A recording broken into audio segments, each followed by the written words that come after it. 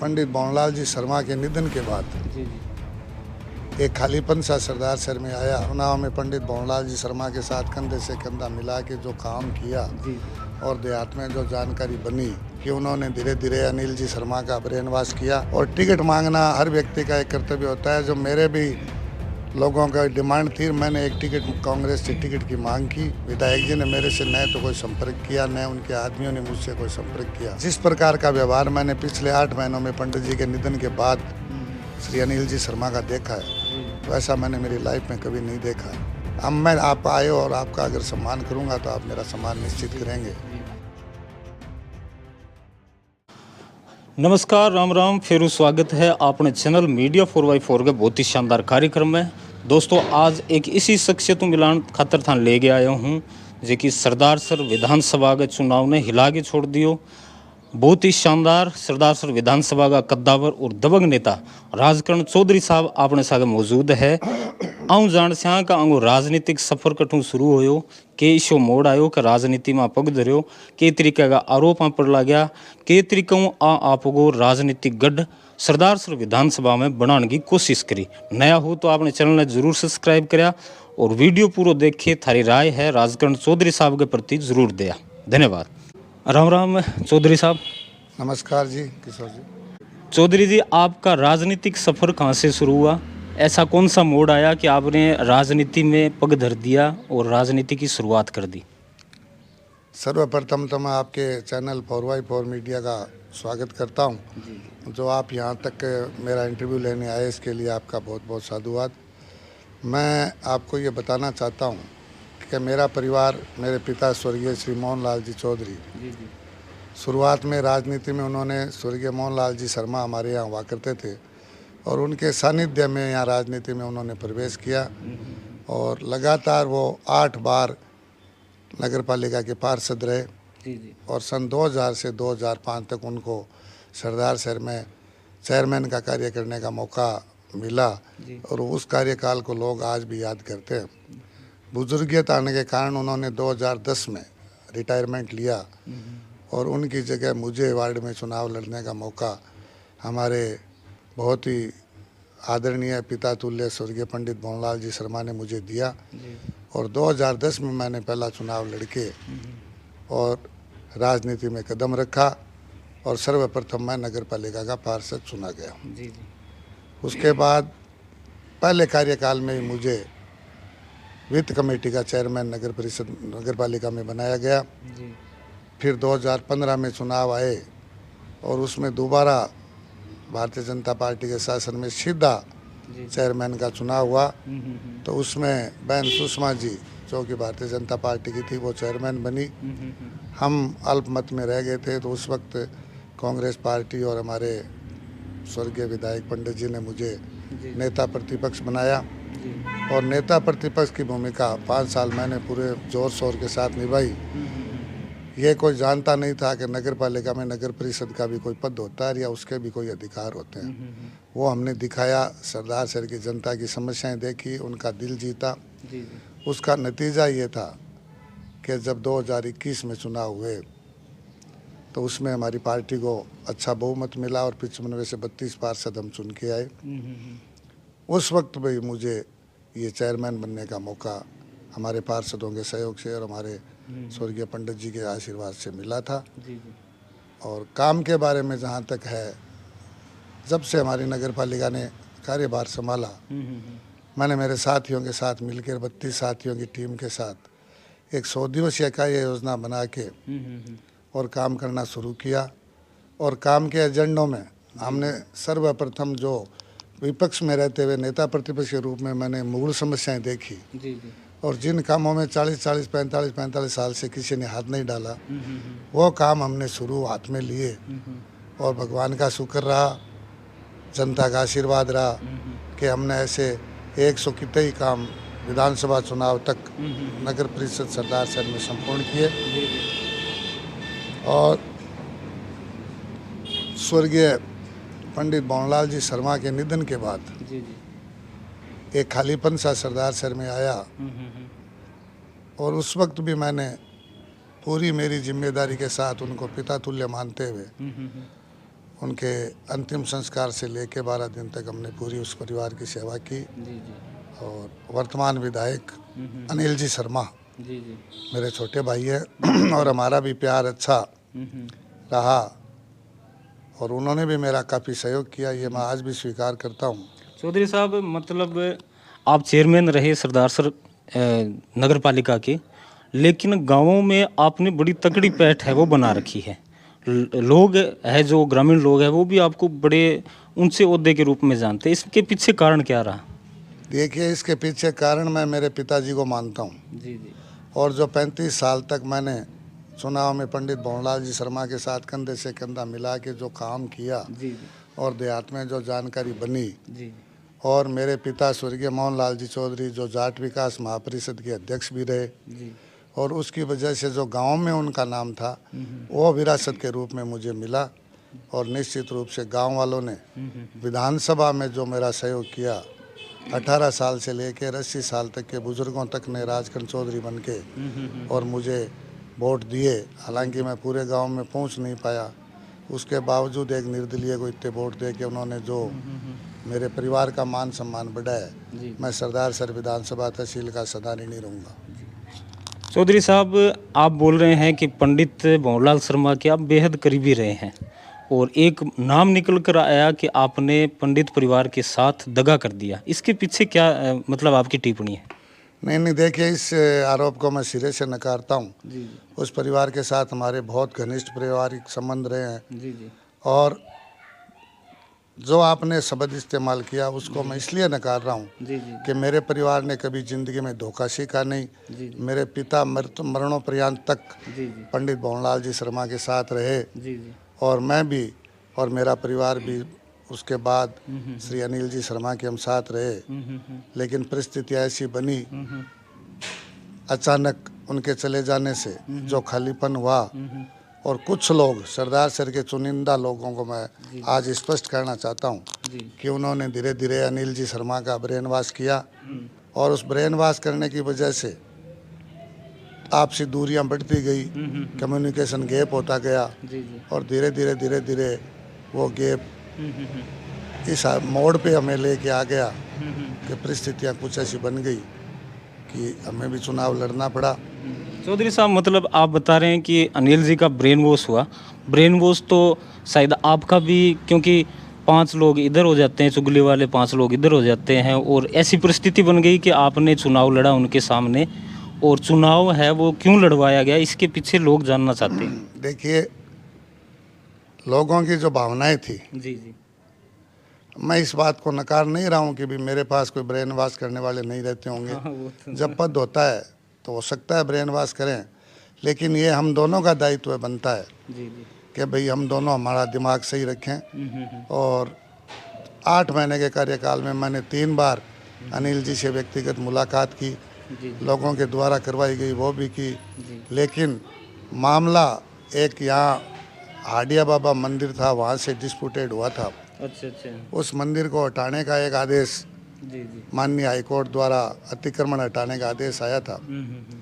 उसमें उस वक्त के तत्कालीन हमारे जो अधिशासी अधिकारी प्रमोद कुमार जी थे, जी जी उन्होंने बिना मेरी जानकारी में लाया अचानक सुबह 3 बजे इस प्रकार का जो कृत्य किया। उसके सामने हमारी सभी की छवि खराब हुई और नया मीडिया को कोई जवाब दे पाए कि ये क्यों हुआ, किस वजह से हुआ।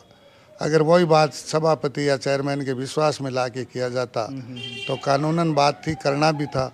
लेकिन हम जनता के प्रति जवाबदेह थे, तो हमारी भी एक जवाबदेही थी कि हम जनता को इसमें संतुष्ट करते कि हमारी सरकार की ऐसी कोई मंशा नहीं है, हमारे विधायक की कोई ऐसी मंशा नहीं है। लेकिन उन्होंने मुझसे छिपा के रखा और उस वक्त विधायक महोदय ने भी मुझे बताना उचित नहीं समझा। तब से लेके ये मामला डिस्प्यूटेड हुआ। अच्छा, गड़बड़ हो गई वहाँ से, वहीं से शुरुआत हुई और उसके बाद धीरे धीरे कुछ मान लो जैसा आपने बताया, ज़्यादातर लोग उनके पास पावर्स थे तो उनके पास ज़्यादा लोग गए और मेरे पास एक चेयरमैन के पास कितने पावर नहीं होते, तो हो सकता है मेरे पास भी ब्रेन वॉश करने वाले होंगे।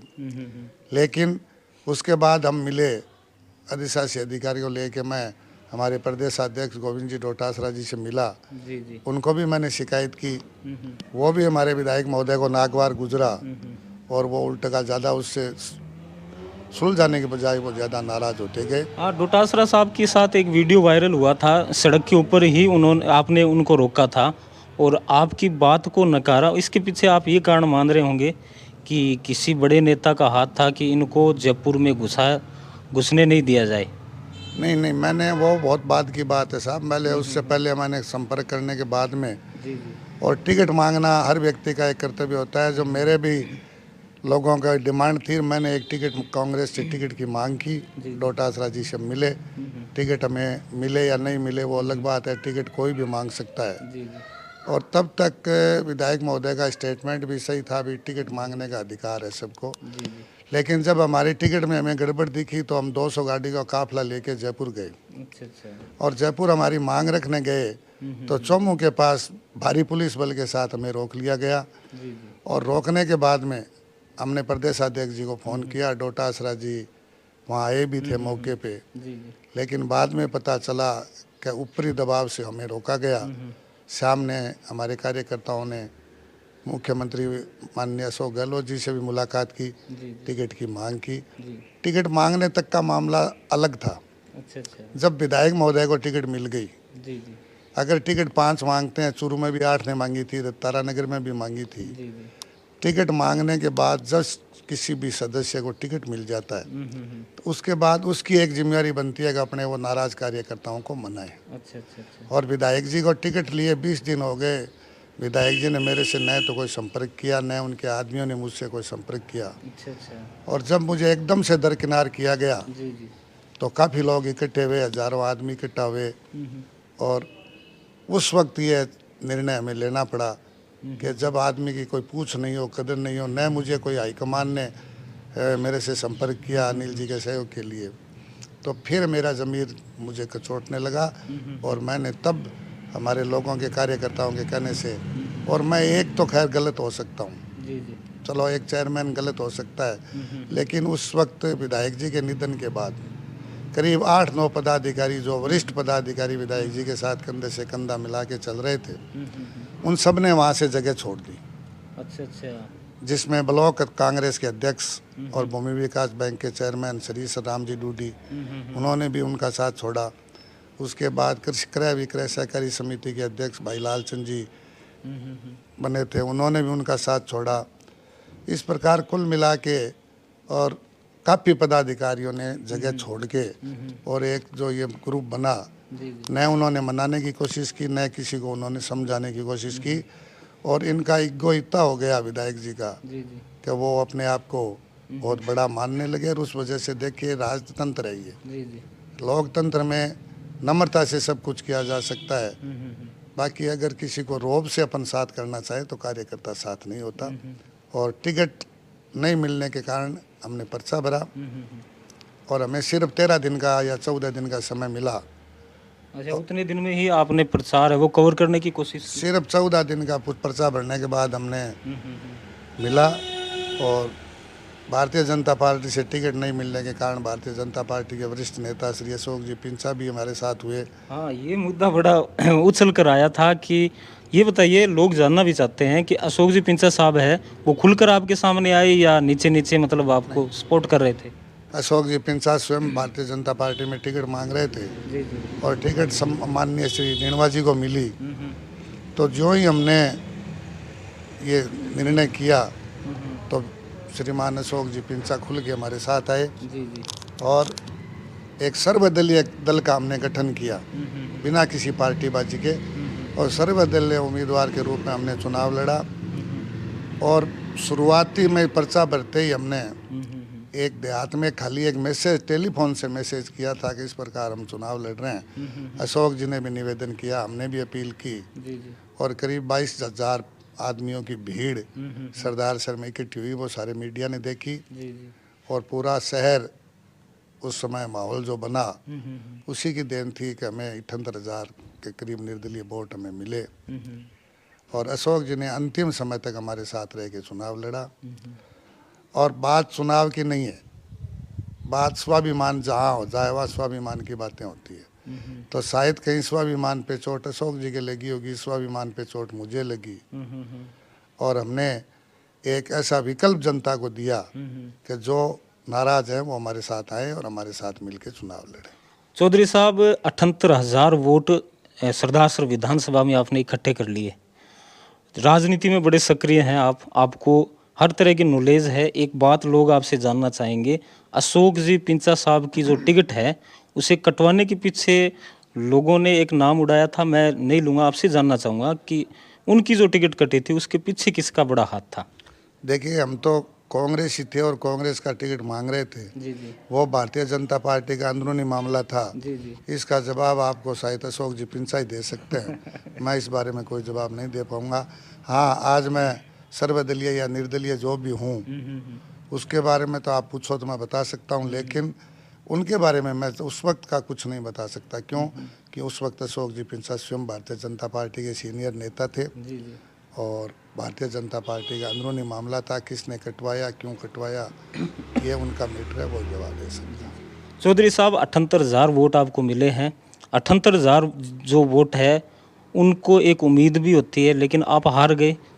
वो लोग आज भी आपके पास कोई ना कोई काम लेकर आते हैं, उनकी उम्मीदें पूरी होती है? देखिए, निश्चित रूप से इतने बड़े जनमानस ने हमारे पे विश्वास किया है जी जी तो जितना मेरे से बन सकेगा। जी जी अभी एमपी के चुनाव आते हैं, जी जी देखते हैं उसमें क्या होता है। लेकिन ये मैं सभी को विश्वास दिलाता हूँ। गांव में प्रतिदिन जहाँ भी मौका मिलता है हम सबके साथ जाते हैं और कोई भी मैटर हो उनके साथ जाके अधिकारियों से हम बात करते हैं और सही तरीके से पेश आते हैं तो ठीक है, वरना 78,000 का जब जनमानस साथ होता है सही है। तो अधिकारियों से बात करना भी आता है। अभी एक जो एक घटना हुई थी, एक मेघवाल समाज के एक व्यक्ति की हत्या हो गई थी और उसमें ताल मैदान में 3 दिन धरना चला। उसमें हमारे श्रीमान कलेक्टर साहब सिद्धार्थ जी सियाग और एसपी साहब के साथ भी हमारी वार्ता हुई, सफल वार्ता हुई। तो जहाँ जनमानस होता है वहाँ काम कराना आसान होता है और काम करवाएंगे और निश्चित रूप से जनता में हमारा विश्वास हम कायम रखेंगे। ऐसी मैं कोशिश करूँगा, ये मैं आपको विश्वास दिलाता हूँ। चौधरी साहब, लोग जानना चाहते हैं कि आपने इतनी बड़ी वोटिंग है वो इकट्ठी की, लोकसभा 2024 आप लड़ रहे हैं। देखिए, लोकसभा चुनाव के सवाल है ये। लोकसभा चुनाव के मैं कहीं नज़दीक ही नहीं हूँ, न मेरी कोई मंशा ऐसी। जी जी लेकिन ये मैं कह सकता हूँ कि जो पहचान मुझे गाँव में मिली जी जी और जो पहचान मुझे हमारे सीनियर नेताओं में मिली वो दिलाने वाले मेरे 78,000 वोटर हैं। आज हम हर बड़े से बड़े नेता के सामने जाके हमारा परिचय देते हैं तो यही पूछा जाता है कि आपने लिए थे क्या 78,000 वोट। तो वो एक पहचान बनी है, उस पहचान को कायम रखना मेरी प्राथमिकता है, न कि लोकसभा चुनाव लड़ना मेरी कोई प्राथमिकता। अनिल जी 2 बार के विधायक बन गए, राजनीति है उन्हें विरासत में मिली है। आपको लगता है कि आगे के चुनाव उनके लिए सरल रहेंगे या कठिन होंगे? देखिए, वो तो सारा समय के गर्भ में है, लेकिन मैं अनिल जी के साथ करीब 35 साल लगातार एक भाई के रूप में, दोस्त के रूप में रहा हूँ। जी जी लेकिन जिस प्रकार का व्यवहार मैंने पिछले 8 महीनों में पंडित जी के निधन के बाद श्री अनिल जी शर्मा का देखा है, जी वैसा मैंने मेरी लाइफ में कभी नहीं देखा और हमेशा हम भाईचारे के साथ रहे। अब किस प्रकार का लग रहा है आपको? नहीं, अब तो कोई रास्ता ही नहीं बचा है। अच्छा अच्छा रास्ता इसलिए नहीं बचा है कि जब एक हाथ से कोई ताली नहीं बजती है। अब मैं आप आए और आपका अगर सम्मान करूंगा तो आप मेरा सम्मान निश्चित करेंगे, जी जी लेकिन अब तो कोई चांस ही नहीं रहे। अब तो सारा भविष्य गर्भ में है, क्या होगा कब होगा। सुनने में ये भी आ रहा है कि अनिल जी शर्मा लोकसभा का चुनाव लड़ रहे हैं, अच्छा अच्छा तो उस वक्त भी ये मामला आएगा कि अभी 78,000 वोटों की कौन कदर करता है या कौन नहीं करता है। मैं जो मेरे 78,000 वोटर फैसला लेंगे उनके साथ ही मेरा फैसला लूँगा। दोस्तों, वर्तमान में इन्होंने जो चुनाव लड़ा था उसके बाद में ग्रामीण लोग हैं वो इनके पास आते हैं। अभी भी सैकड़ों लोग बाहर बैठे हैं, कोई ना कोई काम लेकर आते हैं, इन्हें समय नहीं है। अंतिम क्वेश्चन मैं इनसे करना चाहूँगा, चौधरी साहब, जीवते जी राजस्थानी में थान पूछना चाहूँगा, लोग भी जानना चाहे, जीवते जी एक आखिरी बड़ो सपनों थारो की है? मेरा आखिरी सपनों सिर्फ और सिर्फ मेरे पिताजी की विरासत ने कायम रखनो जी जी और मेरे पिता मोहनलाल जी चौधरी जो नाव हो को नाव नहीं डूबे, प्लस जक्का बिन्या मन देखे बिन्या जाने जी जी और जिस प्रकार देहात में मन जका लोग स्वीकार करियो, मैं वहाँ जो लोग कसौटी पर खड़े उतरस्यूँ और अगर भगवान ने जीवन दियो तो 5 साल बाद फिर मैं जनता की कसौटी में जिसूँ, जनता की अदालत में जिसूँ। निश्चित रूप से मेरो सपना है और भी सपने ने लोग मेरो पूरा करसी हो मन बहुत विश्वास है। बहुत बहुत धन्यवाद। ये थे सरदार विधानसभा के कद्दावर और दबंग नेता चौधरी राजकर्ण साहब। बहुत ही शानदार रिपोर्टिंग रही, वो बहुत ही शानदार हमारा इंटरव्यू रहा। आज का इंटरव्यू आपको कैसा लगा अपनी राय कमेंट में ज़रूर दें। नए हैं तो आप चैनल को ज़रूर सब्सक्राइब करें। बहुत बहुत धन्यवाद। जय हिंद, राम राम।